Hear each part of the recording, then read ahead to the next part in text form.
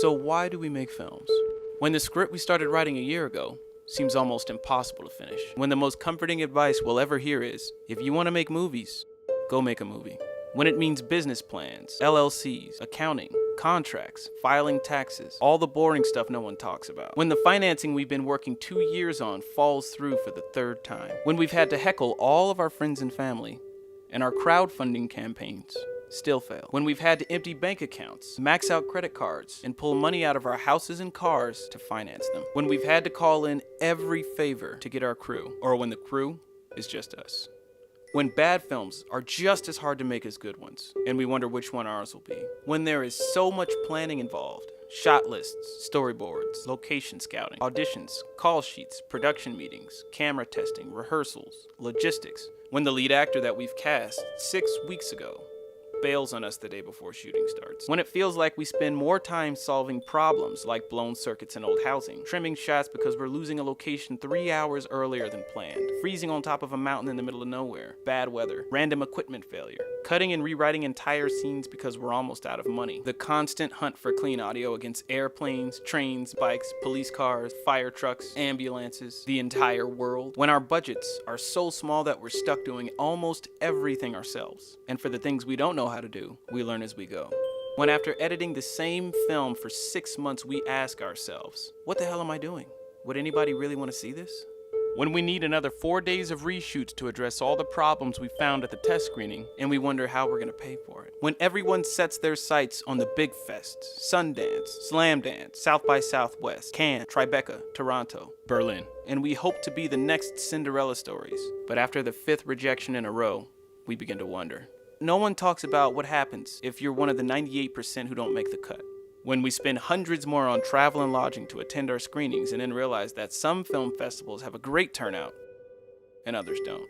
When the marketing power behind films takes precedence over the quality of the film itself, and mediocre films that have it seem to prosper, while great films that don't fade away into obscurity. When most of us will have to market and sell our own films. When we hear things like less than 2% of independent films make their money back, and almost every filmmaker we know who's gotten a distribution deal has either been ripped off or hasn't gotten a dime in return. So why do we do it? We do it because we have to, because it's not just a hobby, it's a calling, an obsession. Because through making films, we learn who we are and what we have to offer. Because we want to tell stories that only we can tell. And because we can speak for those who don't have a voice. What we do might not be rocket science, we might not be saving lives, but we are changing them, one conversation at a time. Some of us may have a lot of resources, and others may have none, but we take what we have and we make the best of it. Because no matter the production, big or small, when we work long hours and grueling nights together, we become close, like family. Because we live for those magical moments when our vision comes to life before our eyes. We live for the Q&As. We live for the heartfelt reactions. Because through social media, we can take marketing into our own hands, engage new audiences directly, and build strong relationships with our fans. Because it is a privilege to make films and deal with all the headaches that come with it. Because hopefully when we're finished, we can stand back and say, I made that. It's not perfect, but I couldn't be more proud to put my name on it. Because we love it.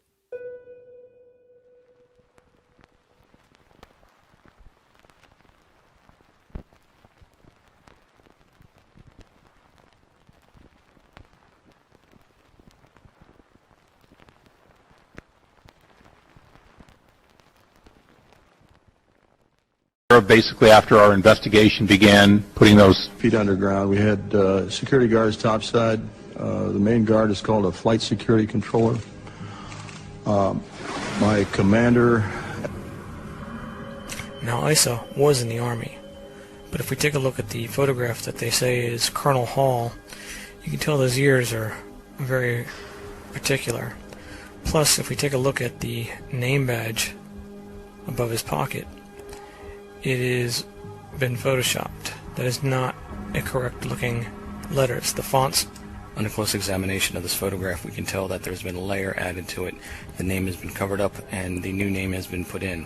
The name that would be underneath it would be Isa, and we can tell that the designer now put in Halt. Of course, keeping true to the naming convention that they like to use, the play on words, Halt in the military. So if we look at the letters, we can tell that the increased perspective from one end to the other changes, but the outside edge of the box does not change. So this artist was not very skilled at what they were doing and thought that the letters would increase in size as they got closer to you. Well, if this were the case of that perspective, then so would the box around it. Now take a look at this one. Ladies and gentlemen, my name's Clifford Stone. I was a Sergeant First Class, United States Army. I had a secret clearance with nuclear surety. I could get the clearance that I needed to do whatever it was that was necessary for me to do at the time on special operations when I was called in on those. You sure about that, Cliff? Because I think I've seen you somewhere else. In fact, I know I have. September 11th. It's in both those towers and floors that got hit. I can't get through.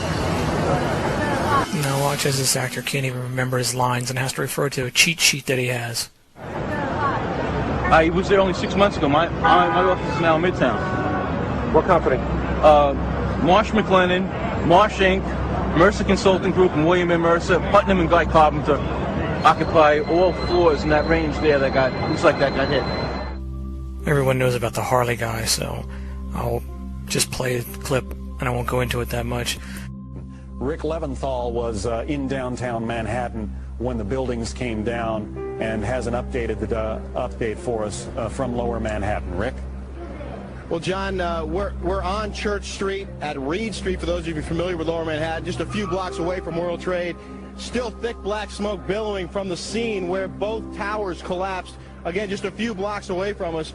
We were standing out here on Church Street when both towers came tumbling down, and each time there was a huge cloud of smoke and debris that came roaring down this street, and everyone literally ran for their lives. At this point, the police have been efforting to establish a perimeter. They're trying to keep people back and make sure that no one interferes with their job, which is to try and secure the area and then get inside that World Trade Center rubble to see whether or not they can locate any survivors who may have been inside the building or just outside the building when it came tumbling down. We want to bring in Mark Walsh, who's a freelancer for Fox. You live just a few blocks away and witnessed. Dude, I live on the 43rd floor of a building which is 5 blocks from the World Trade Center itself. I witnessed the entire thing from beginning to end. People talk about how it looked like a movie. I know when I came walking down here early this morning and saw both towers on fire and people on every street corner, it was like a movie, but you watched the planes hit the towers. I was watching with my roommate. It was approximately several minutes after the first plane had hit. I saw this plane come out of nowhere and just scream right into the side of the Twin Tower, exploding through the other side. And then I witnessed both towers collapse, one first and then the second, mostly due to structural failure because the fire was just too intense. Obviously, there were a lot of people inside the buildings at the time. 2 guys from the 7th Precinct, the 1st Precinct, the fire department right here, the 7th truck, those guys are all right there at ground zero when those things went down.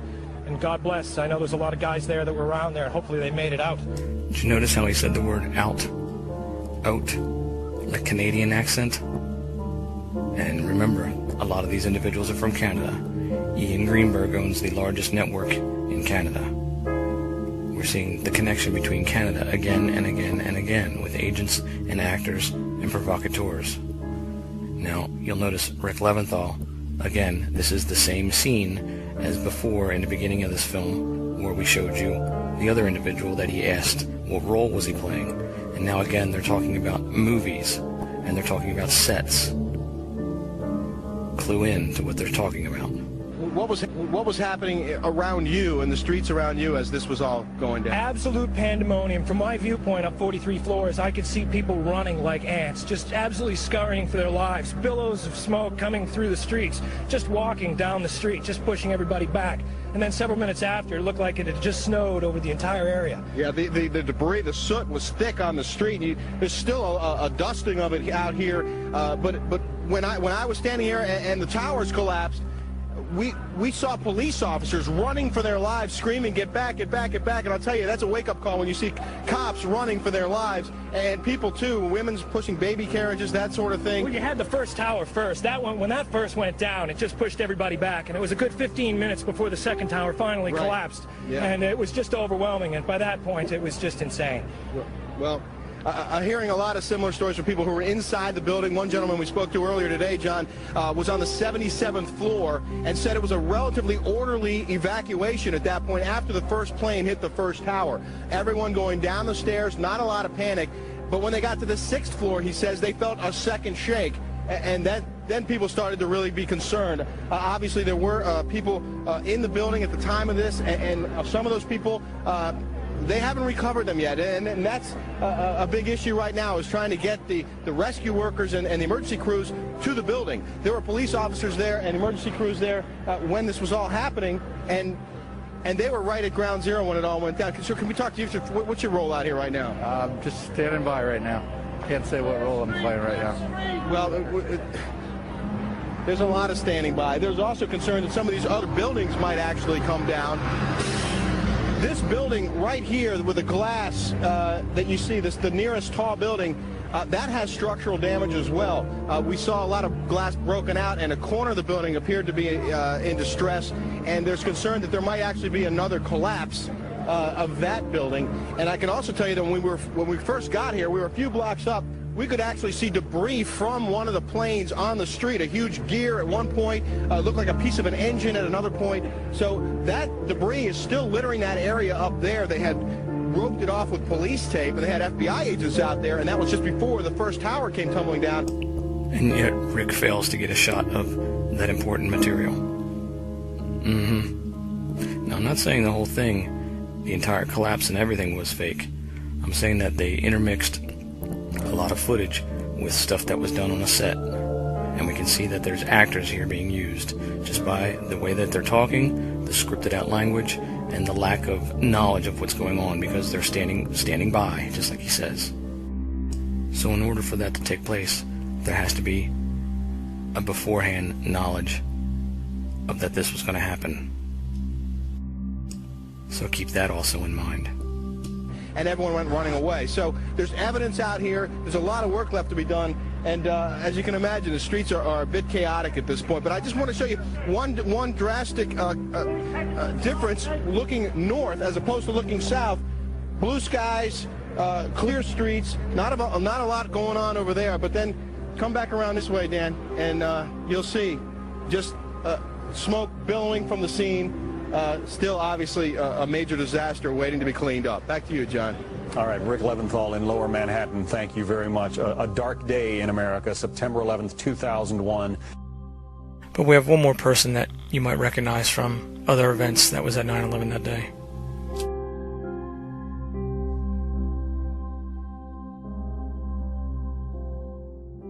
Something with it. You know, guys, if that's happening, we got to get the hell out of here. Sorry, man.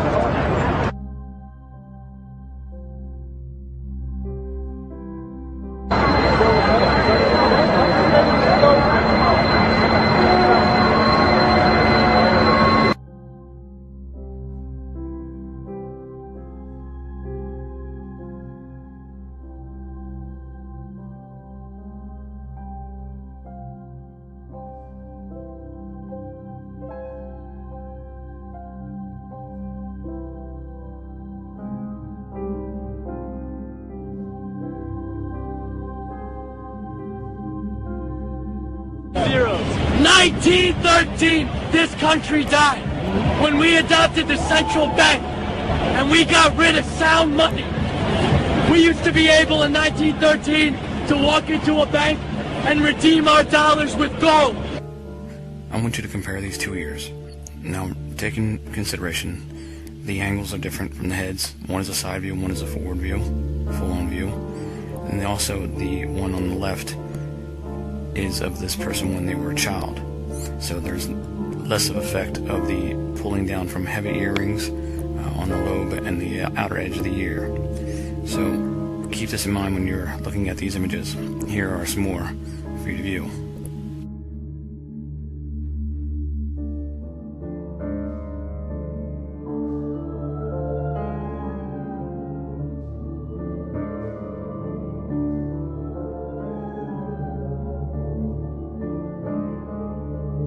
Can we do that anymore? No! What's... In my previous videos, we've established that this person is the same individual that appears in this video. Keep in mind, in the same video you have Tony Greenberg, which is a relative of this person, and Stuart Rhodes, who is the founder of the Oath Keepers. In this photograph, that's a few years old, we see him sitting next to his cousin Arden Vole, who played the Nurse Naira character that got us into the Gulf War, the one that testified in front of Congress about the babies being pulled from incubators and left on the floor to die. In addition to the Nurse Naira character, she plays the host of a TV show on Press TV Network. Here she is sitting next to her aunt, Jill Rappaport, from the Today Show. That's Jill's stage name. Her real name is Liz Harmon. And then, of course, sitting next to Arden is her mother, Denise Vole, who is a well-known New York socialite. You might also recognize her from the Columbine incident. She played the teacher that was paralyzed. Now, Arden's not the only relative to appear in this video. There's a few other notable individuals involved in this production. Remember the last video we just talked about from 9/11 with this guy?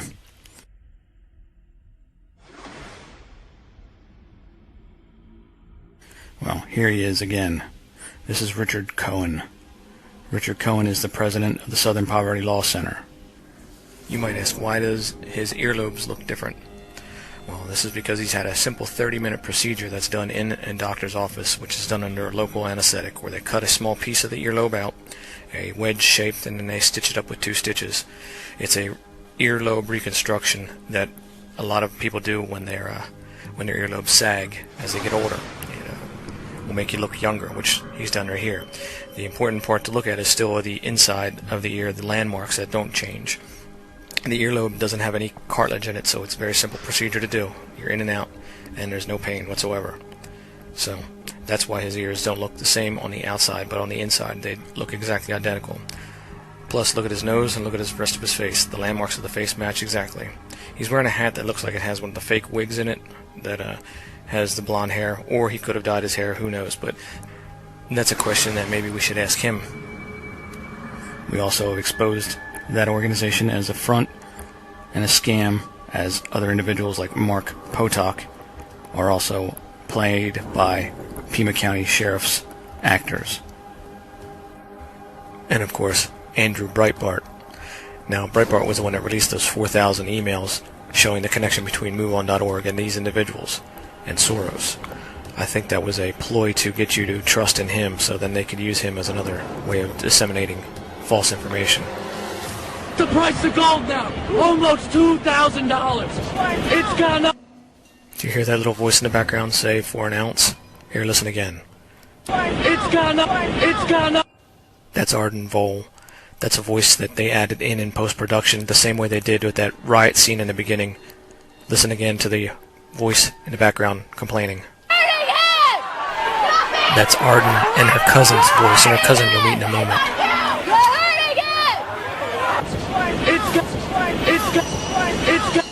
So I guess Arden's putting her NYU film school degree to use, because that's definitely Arden's voice. $600 an ounce this year. It's going to keep rising. And it's going to keep rising as long as we have bailouts, as long as we have quantitative easing, as long as our government keeps spending our money. Every dollar the government takes in federal taxation. Now this is the person that I want you to really focus on. Remember the ears back in the beginning that I showed you? One of the sets is hers. She is Lady Gaga.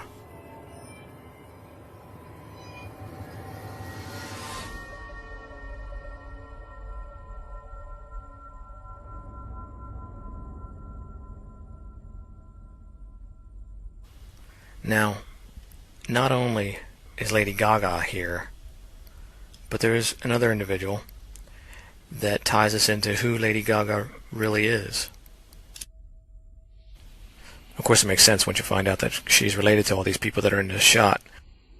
Most of them in this shot are cousins, or they're related closer than that, brother and sister. But it shouldn't come as a surprise. I mean, look at the nose. The nose runs in their family. Denise, Arden, and her. I mean, let's not forget her grandfather, who gave her that nose. Maurice Strong was exiled from Canada, and again we see the Canadian connection. He now lives in Switzerland, but has since had his nose redone so he doesn't have that pronounced feature. But even though this is not the most shocking part that I want you to realize, for the shocking part is actually who Lady Gaga really is. As you can see her with her brother here, and see her in her earlier photographs of her and her brother, you realize that she is JonBenet Ramsey. And you can see how that story could easily be put into the media, and of course with their media assets as being who they are, they own all the networks, they can control that story and get that story out and make it stick. But of course they're playing a game here with us. That's why they're winking and just having a good old time, because they think they got away with it. No, they didn't. Now you would ask the obvious question of, why would this individual be yelling about down with the Federal Reserve and be pushing this agenda that of course we know the whole organization here is backed by Soros and of course Greenberg and Strong and all the other families that are from that area that have all the money that are backing Soros's projects. Well, it makes perfect sense when you actually listen to what he's saying. And I'll get into the entire details of why and how they're doing this and for what reason in a next video, which will sum it all up for you and show you who exactly is involved at the top. But I'm going to show you who's involved at this level and show you the next level of why it's being allowed and how it's being allowed. And that'll come up here shortly. But first, let me explain what this person is saying. He wants to bring down the Federal Reserve. No, he doesn't. But he'll say that anyway because he knows nothing's going to happen out of this whole organization, out of this whole move-on-based protest. So what will happen? What he's saying at the end of this statement is what he really means. And this is what the family wants. They want to stop the president from being the only one that's in control. Now, they have Obama in office. They put him in office through, of course, the Nazi connections and all that this whole family comes from. Of course, the Bushes are involved in that as well. So they put in Obama, who is basically a puppet. They control this puppet, but they know that the end of this puppet is going to come soon. And in any case, they are ready for it. That's why they're pushing this so much, because they know that if anybody like Ron Paul gets in office, they lose that total control of the entire United States and the money that comes in and goes out of it. So therefore, if you listen to what he's saying at the end, he's saying he wants the individual states to be in control of the individual's money, the individual territory of that state to be in charge and get the taxes and fund that state. Well, what that means, basically, it's easier for them to buy a governor or buy a mayor or to buy whoever they need at that level. They have most of the sheriffs. They replaced the sheriffs as per about a year ago. If you recall, there was a mass replacement of all the sheriffs. They all resigned or were forced out, and then new sheriffs were brought in. So you can see these new sheriffs that were brought in were in bed totally with this family.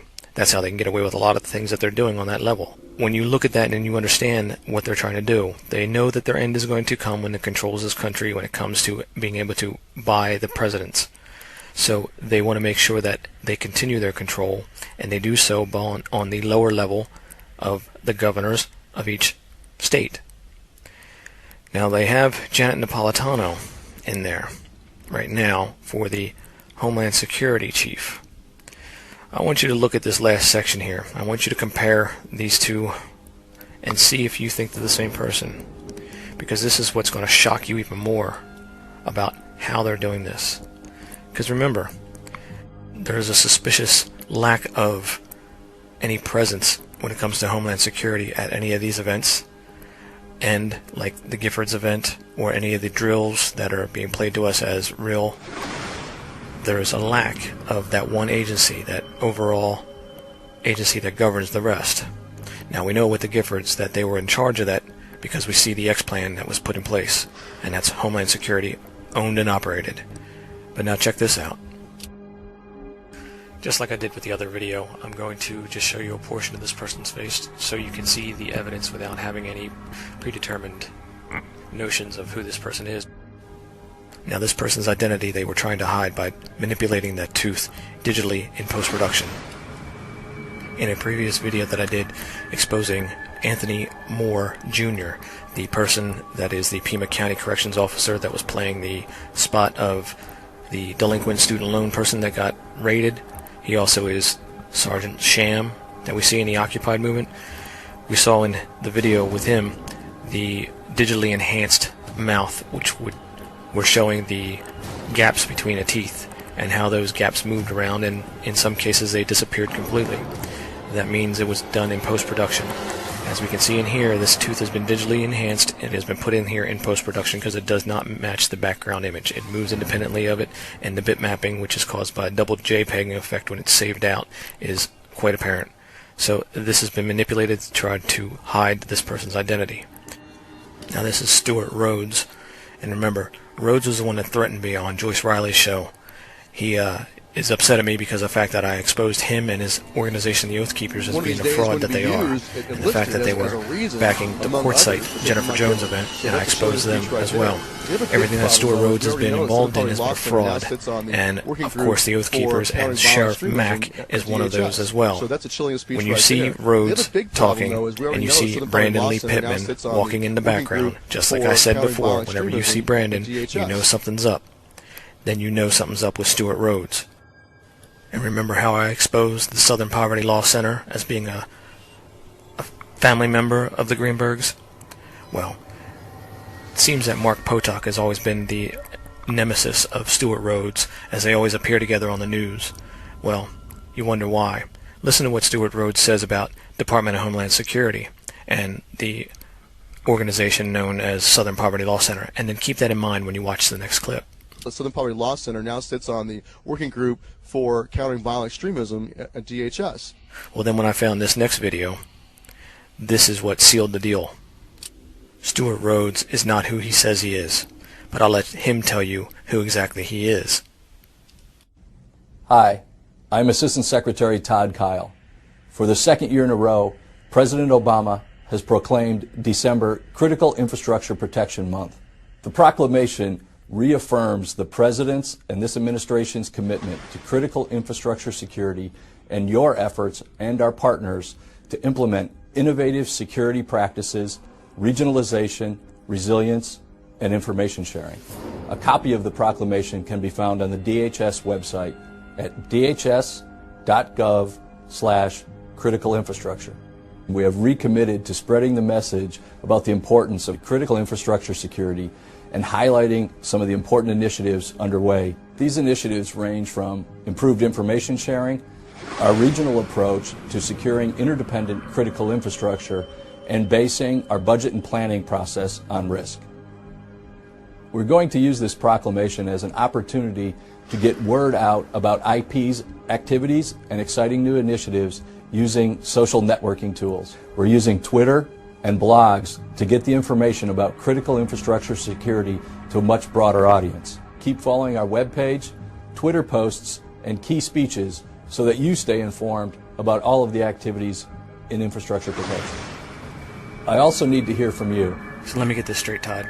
You're the Assistant Secretary of the Department of Homeland Security in charge of the infrastructure of the United States. And yet, at the same time, your fictitious name, your E. Stuart Rhodes, is the founder of an organization such as the Oath Keepers that is pushing for and trying to instigate the population into civil unrest because they are saying that our civil liberties are being attacked by our federal government.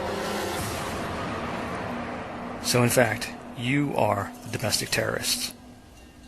You, the Homeland Security Office, are domestic terrorists, the ones that are funding these events with our tax-paying dollars so you can create this illusion that makes these people of this country think that we're in a state of crisis, just so you can come in and line your pockets with more taxpayers' dollars.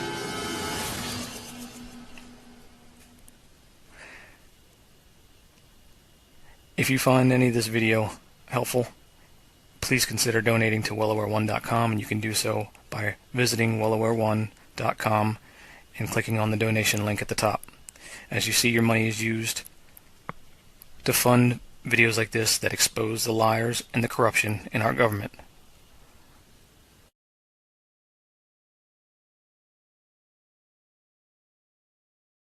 Giving back to the community. In your book of Death of Innocence, you talk extensively about the John Benet Ramsey Foundation. That foundation was closed. It virtually did nothing. Yet in your book, it still says the proceeds from the book sales are going to the John Benet Ramsey Foundation. I'm wondering if you can explain that. And also,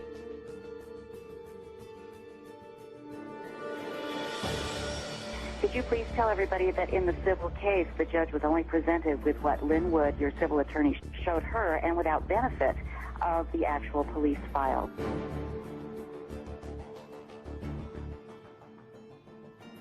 Regarding the foundation we set up for John Bonet in her honor, we did the same for our daughter Beth when she died in 1992.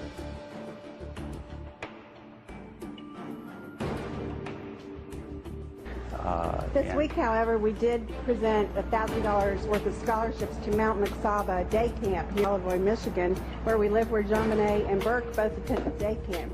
John Bonet was the camper of the year one summer, and we were very happy that the foundation was able to provide some scholarship monies for campers this year.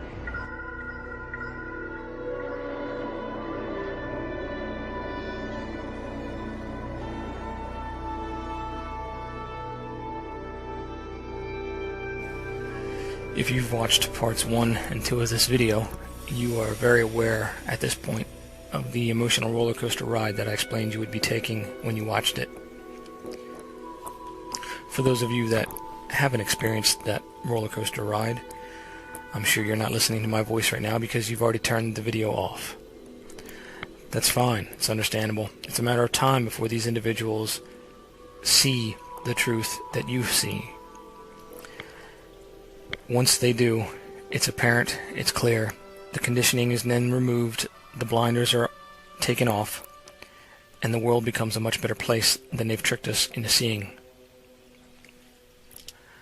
This part 3 of the video is going to shock you even more, as it's going to tie all those individuals together and show you who they are and how they are associated with all these events. I want you to understand one thing, though. The gambit, if you don't know what that is, it's an old term that basically means to trip somebody up, to put something in front of them to make them fall, so that you gain an advantage over them. This gambit has been used by these individuals in the form of information that they themselves have propagated globally via books, via TV, via word of mouth, rumors, events that never took place that they create and then show to us on TV. You name it, they've done it. So I will just leave you with this before we begin, and keep this in mind. I will go over some things at the end of this video, some things that you can do, some steps you can take to stop them from what they're doing. Now, I'm asked all the time, why are they doing this? Well, you're asking me to speculate, and if I must, I'll tell you this. From my perspective, from what I've seen, it's about control. They have all the money. They can print up money if they want. It's not about that. It's not about possessions. It's about control. They are in a position that they want to stay in. They don't want you to come even close to them. So in order for them to control you and for them to control their fate, they must eliminate the wrong between us and them. And that wrong is in the form of the middle class. They eliminate that wrong under the guise of making everyone equal, or the redistribution of wealth. Now, from the bottom end of the spectrum, that seems like a pretty good idea. So they'll have those people to vote yes for what they're doing. But for the rest of the world, we understand that it doesn't mean for the poor to become equal. It means for the rest of us to become poor. The poorer they can make us, the better, because that distances them and us even more. It's all about control. In order for them to maintain that control, they need to remove the foundation that we can base our logic and reasoning on by convincing us of a flawed base or benchmark that we use to then evaluate situations and then act on that accordingly. They have successfully been able to continue this gambit without even having to try hard to do it, because we have been conditioned to not question. We have been conditioned to ridicule those that do question. Well, it's now changing because people are waking up. more and more people are becoming more confident with what they see and know that is not real and are saying something about it. Don't let them convince you of something that is not real, and don't let them threaten you into doing what's not right. You may be eluding the authorities for a time, but God knows who you are, and we will find you. I couldn't have said it better myself. Now I want you to listen to this voice that I'm about to play for you. Investigations, more interviews, and we will go where it takes us. Right now, we heard about these loopholes in the law. Law enforcement asked for greater tools so that they could get convictions and try to... Let me assure you that I did not kill JonBenet. I did not have anything to do with it. Investigations, more interviews, and we will go where it takes us. Right now, we... Let me assure you that I did not kill JonBenet. I did not have anything to do with it. Heard about these loopholes in the law. Law enforcement asked for greater tools so that they could get convictions and try...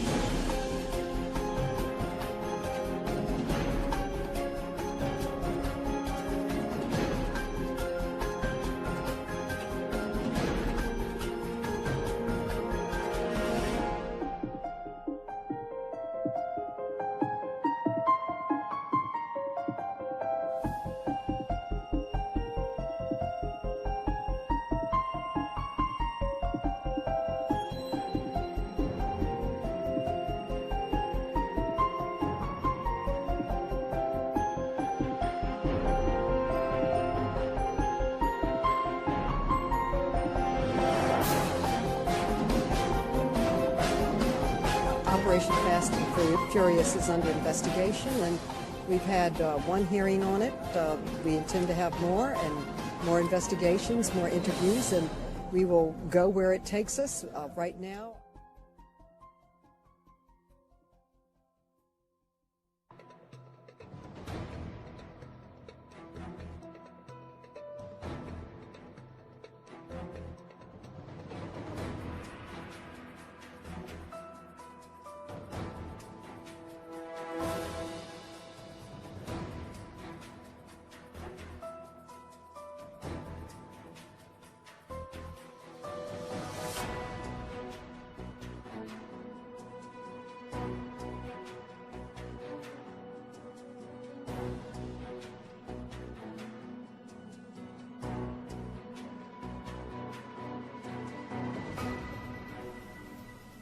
So we have Dominique Strauss-Kahn. In 2007, he goes to a party. This is his ex-wife. This party has many notable people there, and the party's for somebody even more notable. Here we have Ross Perot and Warren Buffett, Tony Greenberg, Annie Greenberg, Tony's stepmother, Vicki Greenberg, her husband, Tony's father, Michael Greenberg, a.k.a. Dallas Green, from the Philadelphia Phillies and from the Gabrielle Giffords event. Tony and Annie's babysitter, they named her Chi-Chi. Chi-Chi's got an interesting occupation and past. She works for Epic. Epic is the production company that does all the commercials and films all the raids that Pima County does. So we see that she works for Epic. Epic also has a studio 2 blocks away from the Gabrielle Giffords site, and we also have video of them, their employees there during the stage shooting. But we also noticed that Chi-Chi is one of the actors in the DC Sniper events. That was a hoax as well. Now, on top of that, she plays the current wife of one of the shooters. But the funny thing is, the first wife of that same shooter happens to be played by Chi-Chi's mother. Chi-Chi's mother is, of course, Lori Fitzpagato, the person that came up with the Nurse Naira campaign ad while she was working at the ad agency. If she even exists, which I don't think she does, because I think these people are all actors. Let's go back to the party. Richard Sexton, Jennifer Greenberg Sexton, her sister Alyssa Bloomberg, and Kenny Bloomberg, whom we all know. Now, Richard just appeared recently in the latest Occupy video. He's the one who supposedly tackled a guy for busting in a bank window. Here he is. How you can tell it's a movie set? Glass, that's safety glass, has film on both sides of it. It doesn't shatter like that. That's sugar glass. That's glass that they use in movies that you throw somebody through and it doesn't hurt them. Regular glass does not shatter like that. Especially glass that's in front of a bank. Now here's Richard. We're going to skip to the part where they're talking to him because the rest of this is pretty stupid anyway. But this is the Occupied in Oakland, California.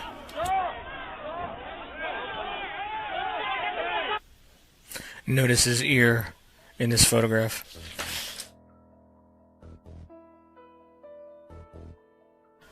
Arden Vole, Ellie Vole, her aunt. Ellie plays Orly Tates. She's an easy one to verify because Orly Tates, if you look at her headshot, if you zoom in close to her upper lip, you can see that there is a scar, a very fine scar that runs across in between her nose and her top of her lip on her phylum. It runs across her mouth, and you can see it in Ellie's photographs when she smiles.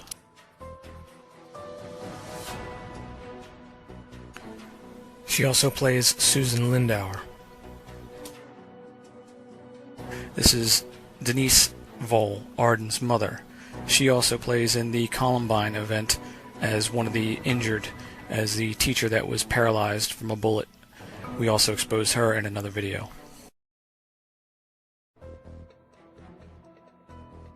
So now we're talking about another U.S. Senator that's fictitious, fake. We have Gabrielle Giffords, which is another one that is fake. When I looked up Gabrielle Giffords and couldn't find any records in the National Archives or in the Thomas Registry, I also noticed that there were 5 other U.S. representatives, 4 of which are the adjacent districts to Gabrielle Giffords, and 1 is in L.A. So, these individuals need to be looked at. But in the meantime, let's look at the father of the JonBenet character. When we examine these 2 ears, we can see that they are consistent with each other, and we can conclude that they are of the same person. We see the crease in the fold of the lobe. Trega is the same. We can see every single aspect of this ear is the same. This one is turned facing us. This one is a side profile shot. So you're going to see a different perspective when it comes to the creases in the ear and when it comes to the outer shape of the ear. But you can see that everything in these ears are consistent. Now before I show you who this person is, I want to introduce you to a group of individuals that are appointed by the President of the United States. And maybe you'll get a better idea of who these people are and what they do and how they control certain things, certain aspects of your life. The chairman of the Broadcasting Board of Governors, the organization overseeing U.S. media targeting foreign audiences, says that his organization needs to fight its enemies. And among those are Iran's Press TV, China's CCTV, and this channel. Communicated by our enemies. There's that Freedom House report that reveals that today's autocratic leaders are investing billions of dollars. We have done some of that, not to the extent that we'd hoped. Frankly, we had hoped that we could recover substantial damages. And media resources to influence the global opinion. You got Russia Today, Iran's Press TV, Venezuela's Telesur. So remember the 2 ears that we just looked at. Well, allow me to introduce you to Walter Isaacson. Communicated by our enemies. There's that Freedom House report that reveals that today's autocratic leaders are investing billions of dollars in media resources to influence the global opinion. You got Russia Today, Iran's Press TV, Venezuela's Telesur. Now before we closely examine this person and the position that Barack Obama appointed him to, along with the other 7 individuals in that group. We want to look at 2 other people. One of them is very closely associated with this person and plays a big role in Pima County and with the Gabrielle Giffords and all the other events that we've been investigating. Then the next person after him we will look at is going to be another political government official that's going to be shown to you as a fake. The Boulder Police and the DA. You get one cop throwing his badge down because he doesn't think you're being tough enough on the Ramseys, and you have another detective throwing his badge down because he thinks you're too...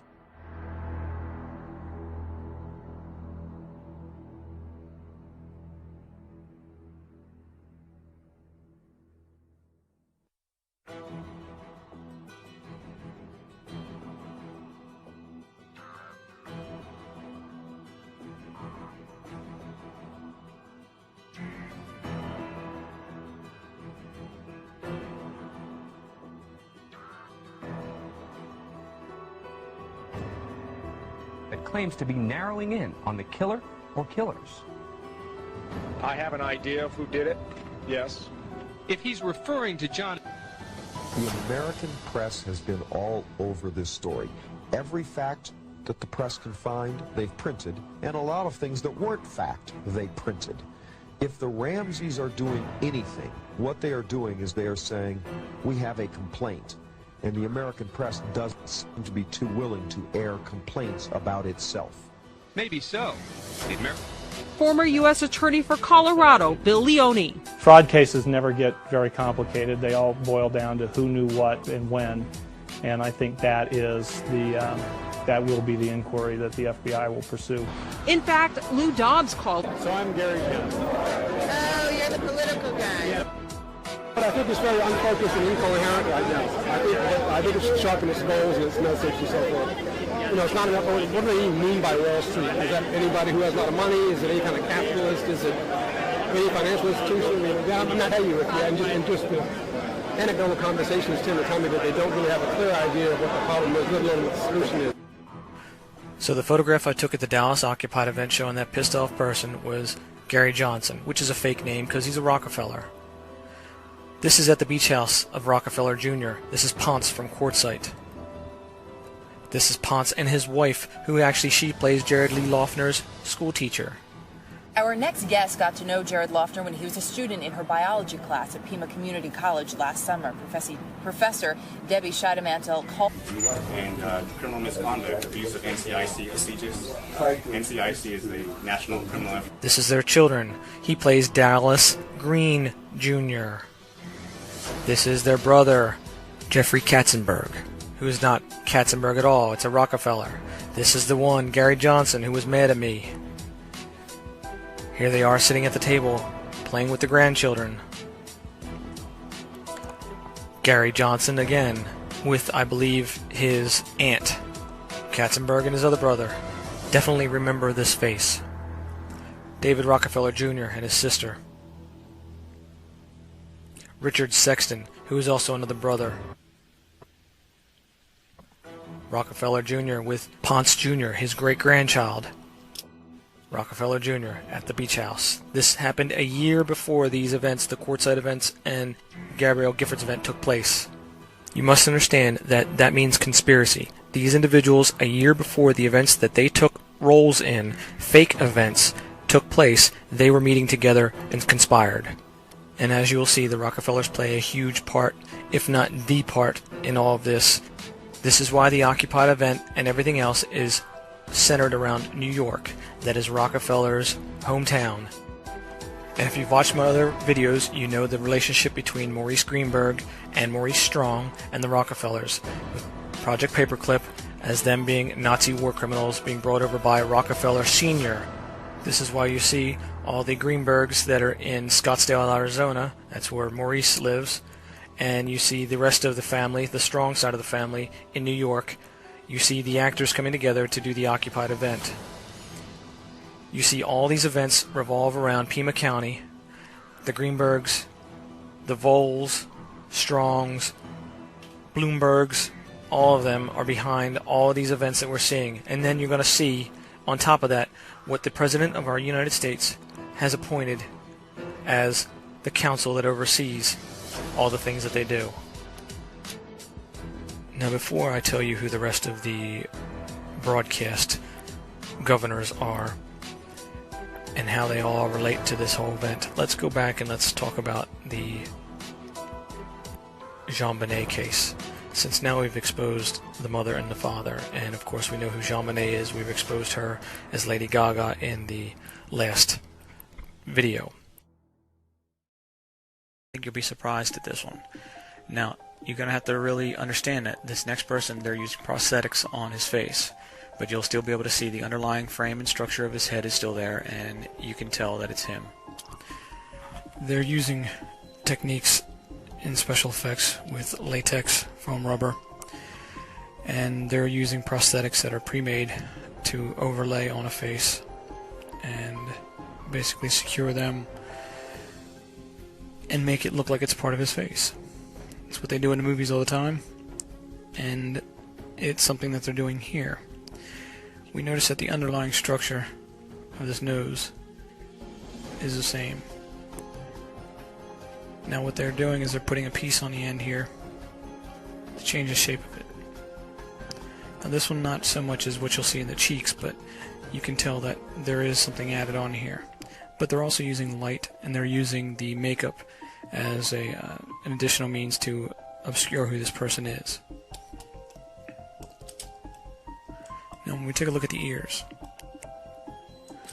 these in particular, these are the same person, but what's been done here is this one has had prosthetic put on the outside of it.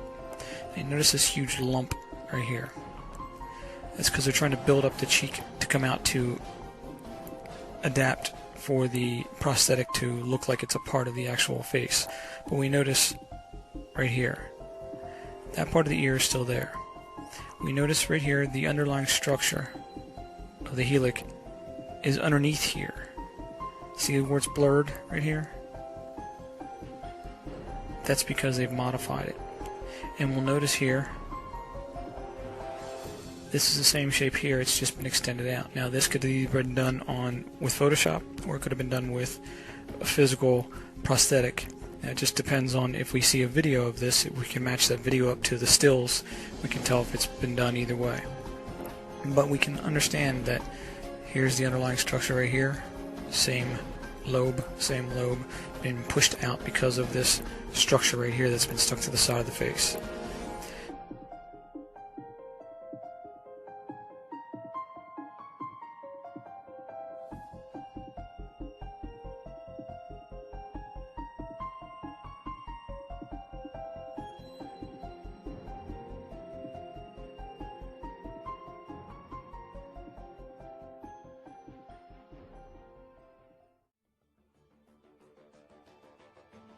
So in the earlier parts of this video, we've proven the case that the JonBenét character is being played by Lady Gaga. She's also playing the part of Amy Winehouse. Now, you can see it's apparent. But now here's another funny little twist they throw in there. The individual that supposedly discovered her, her friend, whom she took her to, is none other than the character Rachel Zoe's husband that we exposed in the first video.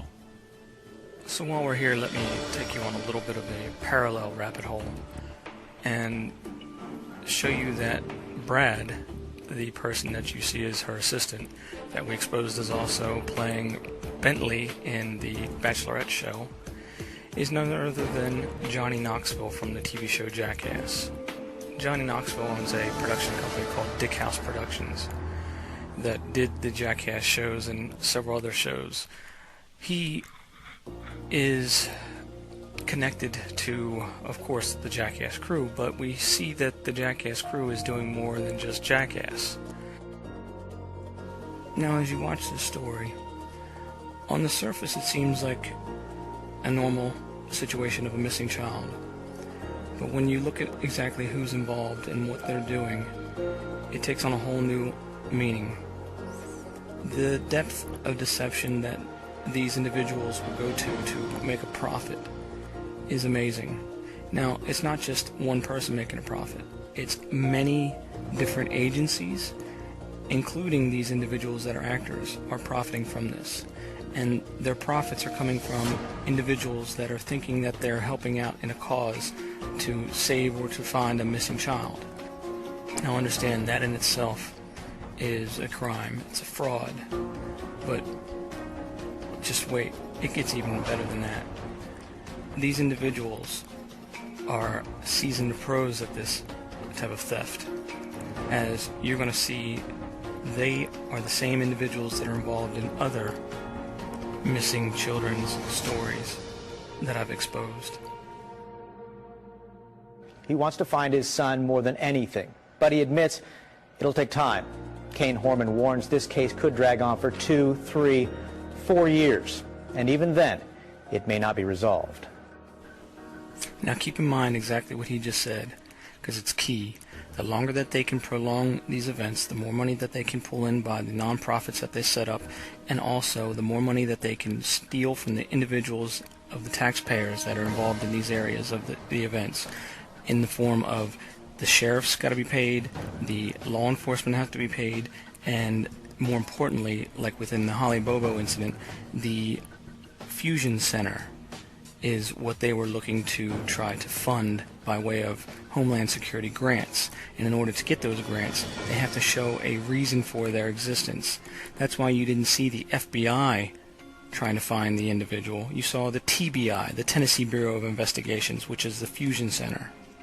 Another recurring thing that I see over and over again with these fake events is the fact that it's always the sheriffs that are the front men to the investigations. It's never the local law enforcement or the FBI or any other agency. It's always going to be the local sheriffs of that, whatever that jurisdiction is.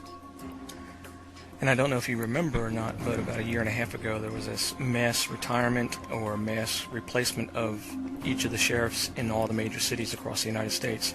And that story was sort of kept brushed under the rug by mainstream media, which of course to me is a sign that there's definitely something to it. Other than, Sheriff Dupnick, who has been here since in 50 years, he says.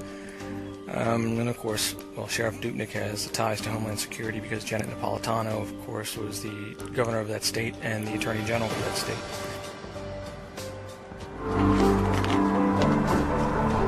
After his son disappeared, Kane Horman quickly realized he wasn't alone.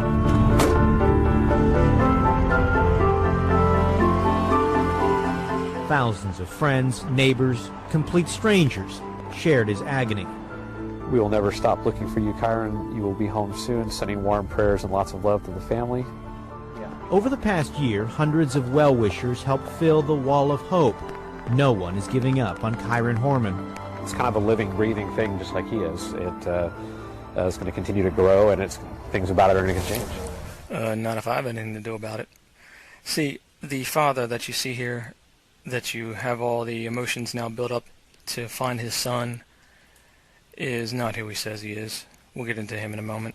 But as others return to their normal lives, Kane Horman remains stuck in an endless nightmare. He's with me every single day. These are all pretty cool. Kane admits there is no routine anymore. He's a single father with a busy job at Intel. He's got bills. It's kind of a longer one, but it does the shopping and runs errands. Keep a strong heart and Godspeed you home safely. All while searching for his son, and he's surrounded by memories. Time kind of moves on, and you have to adjust. Kane relies on a close group of friends for support. Some days are tougher than others, but nothing's been harder than Christmas. But just having an empty house for the first time, pretty much. You see, Mr. Kane here is a liar. He's actually one of the Jackass crew. This is Dave England. Dave is one of the original members of Jackass.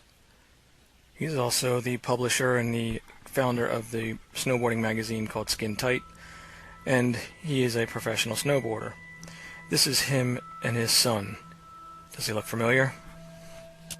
So let's see, that's $25,000 reward for this one, $100,000 reward for the Holly Bobo, and another $25,000 reward for the ATM murders out in LA. So if any law firm would like to take on collecting this from these individuals, let me know. I would like to set up the money, if anything was recovered after legal fees are paid for, as a grant and give the money back to the individuals or the people of the state, the particular state that the money was taken from. And I would definitely like to pursue that vigorously, so please contact me. So you ever wonder why this country's in basically the position that it's in, when you have adults of this country acting like fools, and then of course teaching this fraudulent and criminal act to their children, who of course follow in their parents' footsteps. So we see this over and over again, and I'm sure we'll see it over and over in the future unless we put an end to it and hold these people accountable for their actions. Analogy about driving this into the ditch. This investigation has been in the ditch for some time now. The Sylvia Island searches was basically a PR gig in order to get $200-something thousand in overtime, which worked, by the way. And these are the searches of Sauvie Island, which Bruce is referring to. He's very critical of this investigation. Now, Dave isn't the only actor involved in this crime. There's other actors from the Pima County area, too, that are taking place and doing their same old song and dance, what they usually do. And this individual you might know from another event. I think that some of the stuff probably hasn't been handled in.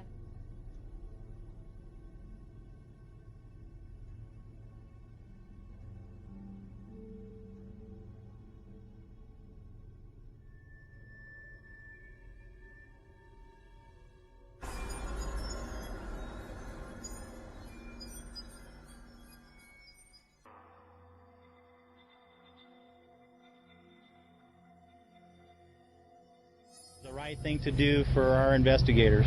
They want to hear from parents, children, teachers, volunteers, delivery people, anyone who was at the school that day between 8 a.m. and 4 p.m. Tears me up inside. I don't know what I'd do if I lost one of my kids. And this is another Jackass cast member. This is Loomis Fall. Well, and again we see Loomis in occupied Brisbane, just like the other person that took part in the fictitious events that we see here in the United States. Now on top of that, Loomis is actually Tony Greenberg. Now I know you might be saying, oh, this is a bunch of bullshit, right? I'll believe it when they bring Wee Man out and show us Wee Man involved in one of these fictitious events then, right?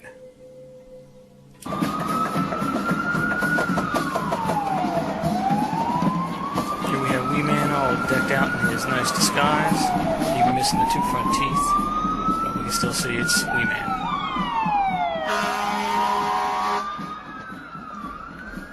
I'll get into this shot later on in another video, but it's a gratuitous shot just to give everyone a cameo. As you see, there's Kenny Bloomberg in the background in the camo jacket, in the BDU jacket, and in front of him, Chris Pontius, who's the party boy right here in the yellow jacket.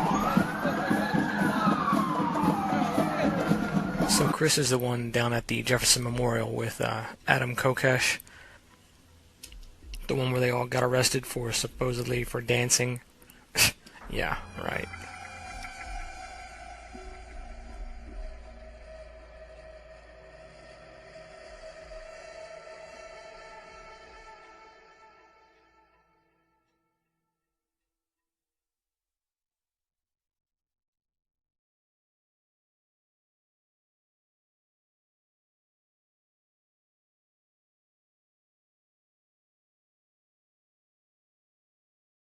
Tea Party member until it got bought out by the Christian conservatives.